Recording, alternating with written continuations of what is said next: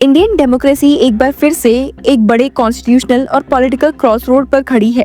One nation one election bill जो अभी joint parliamentary committee के सामने डिस्कस हो रहा है, सिर्फ एक इलेक्शन रिफॉर्म का प्रपोजल नहीं है, बल्कि federal structure, powers of election commission और कॉन्स्टिट्यूशनल मोरालिटी के लिए भी एक लिटमस टेस्ट बन गया है। इस बिल ने पहले ही पार्लियामेंट और लीगल कम्युनिटी दोनों में गर्मा गर्मी क्रिएट कर दी है, और अब जब former chief justice of India अपने एक्सपर्ट व्यूज दे रहे हैं, तो डिबेट और भी ज्यादा इंटेंस हो गई है। रिसेंट जेपीसी की सिटिंग में फॉर्मर सीजीआई संजीव खन्ना ने अपनी बात रखी और उन्होंने एक नुआंस्ड और बैलेंस्ड व्यू सामने रखा। जस्टिस खन्ना ने क्लियर किया कि bill does not violate the basic structure of the constitution in its entirety, लेकिन साथ ही उन्होंने कुछ ऐसे प्रोविजंस की तरफ भी इशारा किया जो फ्यूचर में सीवियर लीगल चैलेंजेस फेस कर सकते हैं। क्या है वो चैलेंजेस, उनके बारे में इस वीडियो में हम जरूर बात करेंगे, लेकिन उससे पहले आपको याद दिला दूं कि कुछ समय पहले ही फॉर्मर सीजीआई डीवाई चंद्रचूड़ ने भी कहा था कि simultaneous elections does not violate the constitutions basic structure. लेकिन जस्टिस चंद्रचूड़ ने भी इलेक्शन कमीशन की पावर्स और इमरजेंसी सिचुएशंस पर क्लैरिटी की जरूरत पर जोर दिया था। उनका कहना था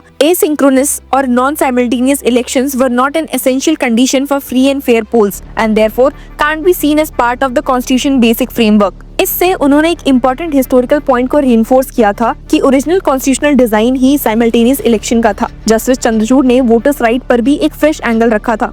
उनका कहना था कि अगर असेंबलीज पहले ही डिसॉल्व हो जाती हैं ताकि लोकसभा के साथ अलाइन हो सके, तो वोटर्स के राइट वायलेट नहीं होते जब तक इलेक्शंस कॉन्स्टिट्यूशनल बाउंड्स में कंडक्ट किए जाते हैं। साथ ही उन्होंने कहा था कि लोकल इश्यूज ओवरशैडो होने की बात एग्जैजरेटेड है। Concerns around voter rights if assemblies were dissolved early to align with Lok Sabha elections are misplaced. Voter rights to choose their representatives is not violated even when an assembly's tenure is cut short। और सबसे interestingly justice Chandrachud ने एक institutional reform suggest किया था कि non confidence motions पे limit लगाई जा सके ताकि पॉलिटिकल स्टेबिलिटी इंश्योर की जाए, और उन्होंने क्लैरिफाई किया कि इसके लिए कॉन्स्टिट्यूशनल अमेंडमेंट की भी जरूरत नहीं है, सिर्फ हाउस रूल्स ही बदलने हैं। अब अगर हम इन व्यूज को सोचे तो क्या संजीव खन्ना के व्यूज भी कुछ ऐसे ही हैं या फिर इससे अलग हैं, और किन चैलेंजेस को उन्होंने सामने लाया है, आइए जानते हैं।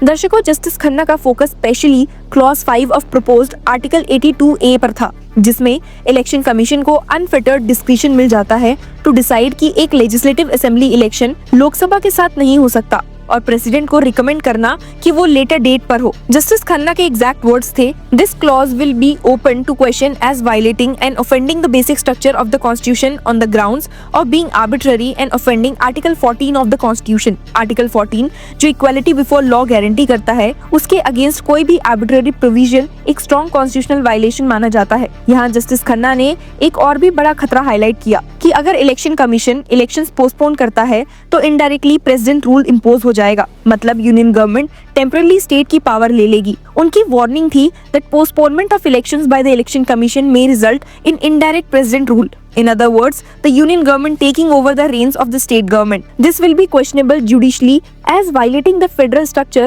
envisaged by the constitution. ये पॉइंट फेडरलिज्म के हार्ट को टच करता है। इंडिया का कॉन्स्टिट्यूशनल फैब्रिक स्टेट्स को एक इंडिपेंडेंट स्फीयर ऑफ पावर देता है। अगर वन नेशन वन इलेक्शन के नाम पर इलेक्शन कमीशन को ऐसी पावर मिलती है जो इनडायरेक्टली सेंटर के हाथ में कंट्रोल दे, तो ये फेडरल बैलेंस को डिस्टर्ब कर सकता है। लेकिन जस्टिस खन्ना का सबमिशन एक तरह से ड्यूल टोन रखता था। उन्होंने एक्सेप्ट किया कि इलेक्शन कमीशन ही ग्राउंड रियलिटी समझने का सबसे बड़ा अथॉरिटी है। एज सच उन्होंने कहा, since the election commission is already mandated to conduct free and fair polls and has the most accurate understanding of the ground realities, it is appropriate to vest such authority with the commission. लेकिन साथ ही safeguard की जरूरत को भी highlight करते हुए बोला कि बिना चेक्स एंड बैलेंसेस ऐसी पावर्स फ्यूचर में मिसयूज हो सकती है। जस्टिस खन्ना ने एक और प्रैक्टिकल सजेशन दिया, प्रेसिडेंट के नोटिफिकेशन बेस्ड प्रोसेस को छोड़कर एक फिक्स डेट बिल में ही मेंशन कर दी जाए। ये एक तरह से अनसर्टेनिटी को रिमूव करेगा और प्रोसेस को ट्रांसपेरेंट बनाएगा। उन्होंने ये भी याद दिलाया कि साइमल्टेनियस इलेक्शंस 1951, 52, 1957, 1962 एंड 1967 में हुए थे, लेकिन उससे एक कॉन्स्टिट्यूशनल मैंडेट माना नहीं जा सकता। उनके शब्दों में simultaneous elections were held in 1951 to 52, 1957, 1962 and 1967 is a coincidence, certainly not an express or not even an implied constitutional mandate। उनका एक और शार्प ऑब्जर्वेशन था कि जुडिशियल रिव्यू और मेरिट रिव्यू में फर्क होता है। कोर्ट्स जब एक अमेंडमेंट को अपहोल्ड करते हैं तो इसका मतलब ये नहीं है कि उसकी डिजायरेबिलिटी या नेसेसिटी पे अपना स्टैम्प को अप्रूवल देते हैं। उन्होंने क्लैरिफाई किया, the court decision is no way amount to pronouncement upon the desirability और नेसेसिटी ऑफ सच प्रोविजंस। यही नुआंस लाइन उन्होंने ड्रॉ की कि कॉन्स्टिट्यूशनल वैलिडिटी और पॉलिटिकल डिजायरेबिलिटी अलग कॉन्सेप्ट्स हैं, बिल को अगर पार्लियामेंट पास करती है और सुप्रीम कोर्ट ने उसे अपहोल्ड भी कर दिया तो इसका मतलब नहीं कि वो एक आइडियल पॉलिटिकल अरेंजमेंट है। जस्टिस खन्ना के ऑब्जर्वेशन एक और डायमेंशन ऐड करते हैं, क्योंकि इससे पहले भी 4 फॉर्मर सीजीआईज अपने व्यूज रख चुके हैं। यूयू ललित, रंजन गोगोई, जेएस कहर और डीवाई चंद्रचूड़, इन सभी ने एक ही बात रिपीट की कि बिल शायद डायरेक्टली कॉन्स्टिट्यूशन के बेसिक स्ट्रक्चर को वायलेट नहीं करता, लेकिन उसके कुछ clauses definitely grey zones create करते हैं जहां से कॉन्स्टिट्यूशनल लिटिगेशंस अराइज होगा। फॉर्मर सीजीआई जेएस कहर ने भी सेक्शन 82A क्लॉज 5 को लेकर कंसर्न्स रेज किए थे। उन्होंने सजेशन दिया कि सिर्फ इलेक्शन कमीशन को यूनिलेटरल पावर देना सही नहीं होगा, पार्लियामेंट या यूनियन कैबिनेट को भी डिसीजन मेकिंग में रोल होना चाहिए। अगर इमरजेंसी लगती है या असेंबली की रिमेनिंग टर्म कुछ ही मंथ्स की है तो भी क्लियर प्रोसीजर होने चाहिए। ये ग्रे एरियाज अगर बिल में क्लैरिफाई नहीं किए गए तो फ्यूचर में गवर्नेंस पैरालिसिस और लिटिगेशंस हो सकते हैं। इस पूरी डिबेट में एक चीज बहुत क्लियर है,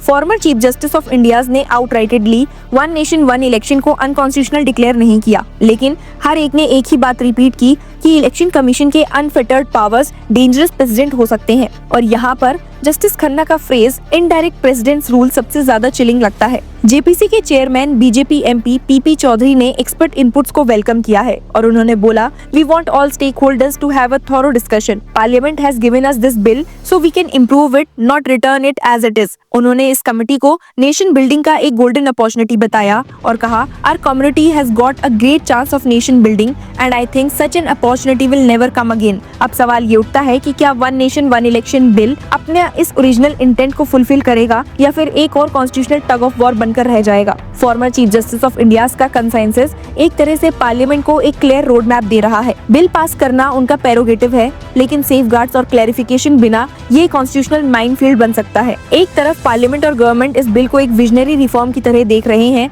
और देश को फ्रीक्वेंट इलेक्शंस के बर्डन से फ्री करेंगे, लेकिन दूसरी तरफ लीगल एक्सपर्ट्स और कॉन्स्टिट्यूशनल प्योरिस्ट कह रहे हैं कि इससे डेमोक्रेसी के चेक्स एंड बैलेंसेस डिस्टर्ब हो सकते हैं। जस्टिस खन्ना ने भी इस पॉइंट को एक्नॉलेज किया और बोला कि बिल का stated objective might not always materialize in practice, especially in cases of premature dissolutions of legislatures। और फिर उन्होंने एक होपफुल नोट भी स्ट्राइक किया। इंडिया की पॉलिटिकल मैच्योरिटी और डेमोक्रेटिक रेजिलेंस पर विश्वास जताते हुए उन्होंने कहा कि पास्ट फ्यू डिकेड्स में मिड टर्म इलेक्शंस ऑलमोस्ट नहीं हुए, जो स्टेबिलिटी का प्रूफ है। उनके शब्दों में, India has not witnessed any mid term elections in the past few decades, a reflection of growing political stability and institutional resilience. इस पूरी चर्चा का एक अंडरलाइनिंग थीम ये है कि one nation one election bill एक कॉन्स्टिट्यूशनल एक्सपेरिमेंट है जिसमें सक्सेस और फेलियर दोनों के चांसेस हैं। अगर सेफगार्ड सही तरीके से डाल दिए गए तो ये पॉलिटिकल स्टेबिलिटी और गवर्नेंस एफिशिएंसी ला सकता है और इंडिया की डेमोक्रेसी अब दोनों के बीच एक फाइन बैलेंस ढूंढने की कोशिश कर रही है। आपको क्या लगता है कि ये बिल फायदेमंद होगा या नुकसानदायक? Comment your views and keep following us.